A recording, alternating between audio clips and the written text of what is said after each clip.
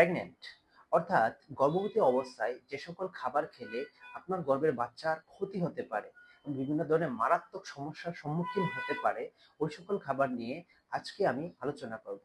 আজকে আমি আপনাদের সাথে আছি ডক্টর আমদাদুল হক সৈকত। 1 নম্বর, বাইরের ফুচকা, বোরহানি, শরবত অর্থাৎ এসব জাতীয় খাবার খাওয়া যাবে না, কারণ এ সকল খাবার বাইরের অবিশুদ্ধ পানি দিয়ে তৈরি করা হয়। এগুলা খাওয়ার ফলে পরবর্তীতে টাইফয়েড, ডায়রিয়া এবং হ্যাপাটাইটিস ই এর মতো মারাত্মক রোগ হতে পারে। ফলশ্রুতিতে আপনার গর্ভের বাচ্চার বিভিন্ন রকম মারাত্মক ক্ষতি হতে পারে।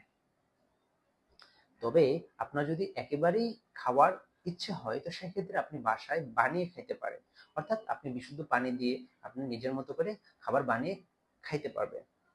2, অতিরিক্ত ভিটামিন এ যুক্ত খাবার খাওয়া যাবে না।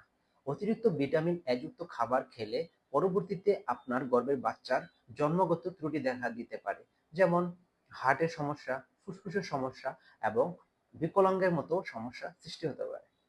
এখন প্রশ্ন হচ্ছে, কোন কোন খাবারে অতিরিক্ত পরিমাণে ভিটামিন এ আছে? 1 নাম্বার হচ্ছে গরুর কলিজা, খাসির কলিজা, তারপর হাঁসের কলিজা, মুরগির কলিজা। কলিজা জাতীয় যে খাবার রয়েছে এগুলা খাওয়া যাবে না। অর্থাৎ আপনি গর্ভবতী অবস্থায় এ সকল কলিজা জাতীয় খাবারগুলো এড়িয়ে চলবেন। এখন প্রশ্ন হচ্ছে, আপনি কি একেবারে খেতে পারবেন না? স্বল্প পরিমাণে আপনি খেতে পারবেন।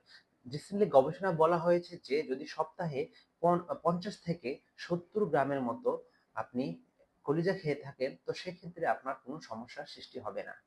এখন প্রশ্ন হতে পারে যে শাকসবজির মধ্যে যে ভিটামিন এ রয়েছে এগুলা কি খাওয়া যাবে না? শাকসবজির যে ভিটামিন এ আর কলিজার মধ্যে যে ভিটামিন এ, দুটোর মধ্যে পার্থক্য রয়েছে। আপনি শাকসবজির যে ভিটামিন এগুলা খেলে আপনার কোনো ক্ষতি হবে না।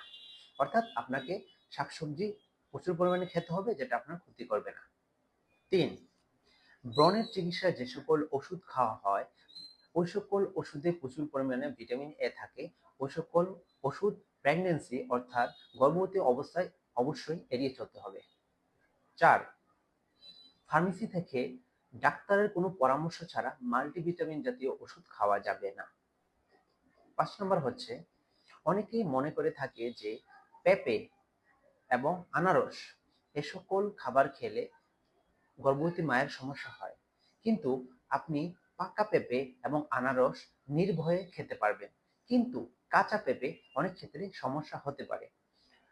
অর্থাৎ আপনি চাইলে অবশ্যই কাঁচা পেঁপেটাকে অ্যাভয়েড করতে পারবেন, অর্থাৎ এড়িয়ে চলতে পারবেন, কিন্তু এটা এড়িয়ে চলার চেষ্টা করবেন।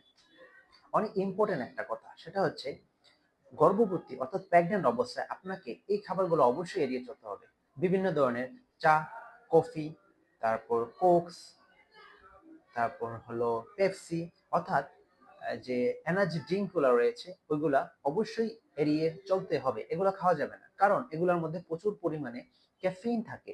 এই ক্যাফেইন আপনার গর্ভের বাচ্চার মারাত্মক ক্ষতির কারণ হতে পারে। সাম্প্রতিক যে গবেষণাগুলো হয়েছে ওই গবেষণা বলা হয়েছে যে যে সকল মায়েরা ক্যাফিন যুক্ত খাবার বেশি খেয়েছে তাদের বাচ্চা মৃত, এবং বেশিরভাগ ক্ষেত্রে মৃত বাচ্চা জন্ম দিয়েছে। আরেকটা গুরুত্বপূর্ণ কথা হচ্ছে, সেটা আমরা জ্বর হলে বা অন্য কোনো সমস্যার কারণে ব্যথার জন্য আমরা জ্বর হলে প্যারাসিটামল অর্থাৎ নাপা জাতীয় ওষুধ খেয়ে থাকি। কিন্তু আপনি যখন গর্ভবতী অর্থাৎ প্রেগনেন্ট অবস্থায় থাকবেন তখন নাপা, শুধু নাপা ট্যাবলেট খেতে পারবেন, কিন্তু নাপা এক্সট্রা, নাপা এক্সটেন্ড অর্থাৎ যে সকল ট্যাবলেটের মধ্যে আপনার ক্যাফিন থাকে ওই সকল ট্যাবলেট অবশ্যই এড়িয়ে চলতে হবে। নাপার মধ্যে নাপা এক্সটেন্ড এবং নাপা এক্সট্রা এই সকল ট্যাবলেটের মধ্যে ক্যাফিন থাকে, এই সকল ট্যাবলেটগুলা আপনাকে অবশ্যই এড়িয়ে চলতে হবে। ডিম খাওয়ার কথা আমরা সবাই বলে থাকি, তবে ডিমটা খেতে হবে অবশ্যই ভালোভাবে সিদ্ধ করে, রান্না করে। কোনোভাবেই কাঁচা ডিম খাওয়া যাবে না। এখন প্রশ্ন হতে পারে কাঁচা ডিম তো কেউ খায় না, কিন্তু অনেক ক্ষেত্রে অনেক খাবার আছে যেগুলোর মধ্যে কাঁচা ডিম দেওয়া হয়ে থাকে, ওই সকল খাবার এড়িয়ে চলতে হবে। কারণ এই কাঁচা ডিমের মধ্যে বিভিন্ন ধরনের জীবাণু থাকতে পারে, যেটা আপনার গর্ভের বাচ্চার ক্ষতির কারণ হতে পারে। রিসেন্টলি গবেষণায় দেখা গেছে যে ট্রান্স ফ্যাট যুক্ত যে খাবার, ডালডা, ঘি জাতীয় খাবার, এছাড়া বিস্কুট, তারপর চানাচুর, সিঙ্গারা, পুরি, এ সকল খাবার গর্ভাবস্থায়, গর্ভবতী অবস্থায় আপনাকে অবশ্যই এড়িয়ে চলতে হবে। এছাড়া কাঁচা দুধ অর্থাৎ ভালোভাবে রান্না না করে এরকম দুধ খাওয়া যাবে না। পাস্তুরিত দুধ এবং রান্না করা দুধ খেতে হবে। এছাড়া সসেজ এবং সসেজ জাতীয় খাবার এগুলা এড়িয়ে চলতে হবে। এছাড়া কাঁচা মাংস বা কাঁচা মাছ জাতীয় যে খাবারগুলো তৈরি হয় ওই সকল খাবার অবশ্যই এড়িয়ে চলতে হবে। ধন্যবাদ ধৈর্য সহকারে ভিডিওটি দেখার জন্য। এরকম স্বাস্থ্য বিষয়ক আরো ভিডিও পেতে অবশ্যই চ্যানেলটাকে সাবস্ক্রাইব করে রাখবেন। ধন্যবাদ।